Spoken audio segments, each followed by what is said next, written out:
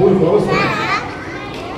ఇది ఒక దొంగ, ఇంకొక దొంగ, మధ్యలో యేసుప్రభు. చాలా మంది డౌట్ వస్తుంది, దొంగల మధ్య యేసుప్రభు ఎందుకు సిలువేయబడ్డాడు, వీళ్ళు ఏ పాపం చేయలేదు కదా అనుకుంటారు. అయితే ఈ చూపులో పెట్టినప్పుడు యేసుప్రభు ఎందుకు సిలువేయబడ్డాడో మనకు తెలుస్తుంది. ఎందుకు సిలువేయబడ్డాడంటే మన పాపం నిమిత్తం ఆయన తన రక్తాన్ని కాచాడు.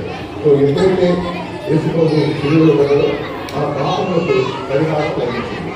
సో మన పాపం పరిహారం కావాలంటే యేసుప్రభు రక్తంతో మనం కలుగుతారు.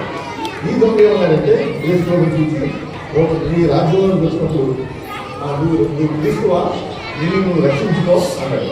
అయితే ఈ దొంగ ఏమన్నాడంటే అరే మనం చేసిన దానికి తగిన శిక్షాపం పొందుతున్నాం, అయితే ఈయనైతే ఏ పాపం చేయలేదు అని చెప్పి ప్రభువా నీ రాజ్యంలోకి వచ్చినప్పుడు జ్ఞాపకం చేసుకున్నాడు.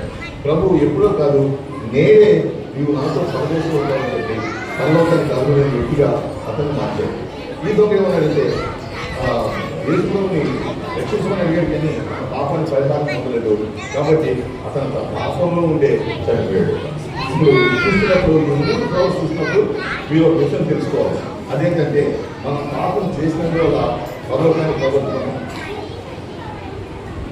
పోగొట్టుకున్నాం, యేసుప్రభుని ఆశ్రయించకపోవడం వల్ల పరలోకాన్ని పోగొట్టుకుంటాం.